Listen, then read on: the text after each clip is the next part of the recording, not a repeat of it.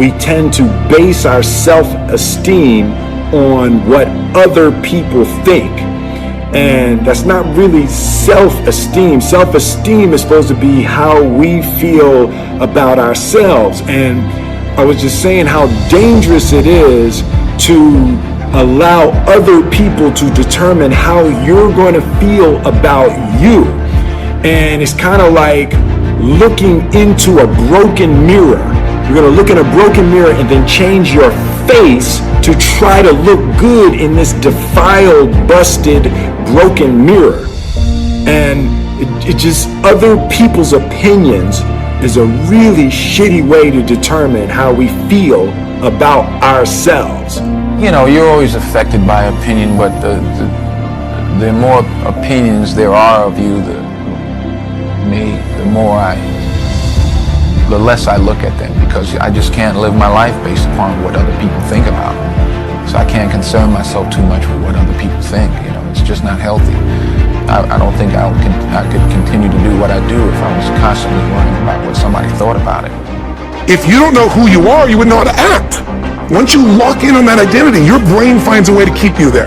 If you say, man, I'm overweight, I've always been overweight, I'm big boned, and that's the story you got, then you're going to always find a way to get back there. That's your settling point. That's your identity. That's where things lock in. If you see somebody who's in really great shape, you ask them, do you work out? You know the answer. Yes, how often? And they'll tell you 3 times, 4 times, 5 times a week, whatever. In a seminar, I'll ask people, who here works out at least 5 days a week? And I'm stand up. And you look around that room, and you know that they work out 5 times a week because you can see their body. You don't just get a result without some kind of action, without some form of ritual. Ritual meaning actions you do consistently. Now, do you think those people that are out there working out 5 days a week, do they have more time than you do? Or I have, or anybody else? Of course not. Is their life less busy? Of course not. It's just a must for them. They must work out that way, and they've made that turn, their life changed. They don't honor their commitment to themselves. Let me tell you what happens when you don't keep your commitment. Number one, it begins to deplete your self-esteem, and it erodes your self-image. It weakens your faith in yourself. You don't feel good when you don't keep your commitments. The other thing is that you begin to develop weak relationships with people. People begin to realize they can't depend upon you. They can't rely on you because you won't keep your word. You've established that kind of reputation. Just think, what would your life be like if you decided to keep your commitments? What will all of our lives be like if we decided to keep our commitments? That we decided to do the things that we said that we were going to do. That we wouldn't even speak it unless we were going to do it. If we decided just for a week, just see what your life can be like. Just let's do it for a commitment to make it a 7-day commitment that I won't say I will do anything unless I'm going to do it. And to that same young man that wants to be a SEAL, the guys that want to be like Jocko one day, what do you tell that 20-year-old that sees this thing and says, I want to go do that? Well, first of all, don't try and be like me. Be better than me. Crush me. Make me look like a baby. That's what you do. And don't talk about it. Don't mull it over. Don't plan for it. Just get after it. You get after it. Make it happen. Use your force of will to make it happen. As a human being, the strongest thing you've got is your force of will. Most people, if they really look at how they're living their life today, it's based on a set of standards, a set of beliefs that they made choices about 10, 20, 30 or more years ago. I mean, very often we made decisions in our youth or very young about what to believe, about what we were capable of, about who we are as a person, and that becomes the glass ceiling, if you will, that controls us. There's a corny metaphor, but it's true. I remember one time I was with my family at the circus, and there was a person there, and they had this big, giant elephant. And you look at this elephant, and they take this little rope, put it around the elephant's neck, and they drive this stake into the ground. And I mean, you look at this, and you know that elephant could rip down the entire tent with almost no effort. And yet, the elephant doesn't struggle, doesn't try. Why? Because the elephant's conditioned. And they take that elephant and condition the elephant when it's a baby elephant. That's how they train them. When it's a little baby elephant and it doesn't have the power yet, they put a big rope around it and they drive this huge stake in the ground, and the elephant fights and fights and fights. And one day, finally, that elephant decides, I'm not capable of pulling this out. And once that becomes the definition of an identity of anyone, an elephant in this case, they don't even try anymore. It's just who I am, that's how it is, that's just the way it is in my life. I'd like to ask you to take a look at any place you've got a limitation and ask yourself, when did I decide to accept that limitation? And you may not even see it as a limitation. You might see it as just that's who I am.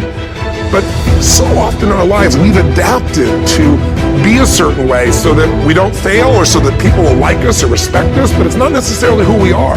One thing I'm the most happy about in terms of my career is the fact that I got there with the grace of God, first of all, but short of that, I got there just by working hard, not partying with the right people, not compromising myself in any way or cutting any kind of deals, just by working hard, just by plugging along, sawing wood, as I like to call it. I'm a 20-year overnight sensation. I don't get life mixed up with making a living.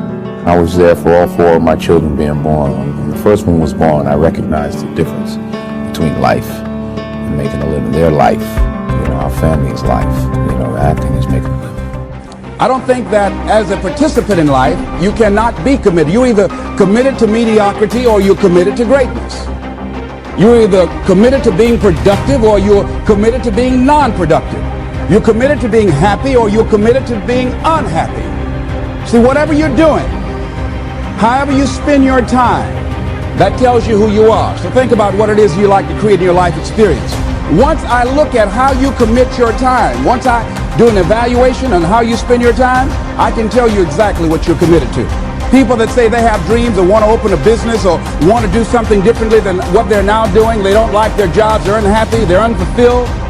People who say they want to improve their income level, look at how they spend their time. How they spend their time, the commitment of their time, how they use that will really tell the truth. People who said, I'd like to do better, but you don't find them in vocational or technical schools upgrading their skills and their knowledge, how they spend their time, that will tell you what's going on. People who say they want to normalize their weight, they want to be healthy, but every time you see them, they're eating, that will tell you that they're committed to being obese for the rest of their lives. People tell you they want to stop smoking and they're lighting up at that time. Folks that say, I want to stop drinking, and every time you're in their face, they're reeking with alcohol, that will tell you what's going on. Don't have to listen to what they say, just watch what they do. Commitment shows up in your life in what you do. There's no one that wishes for peace more than people that have been to war. Because when the war drums sound, it's my friends that are going to fight.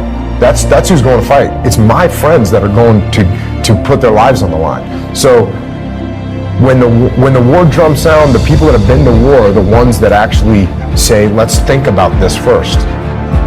Because, like I said before, and like everyone says all the time, and they say it like it's no big deal, but war is hell.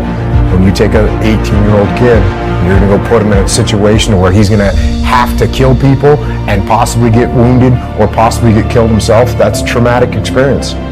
And so before you do that, you should think about why you're doing it and understand if the people have the will to fight.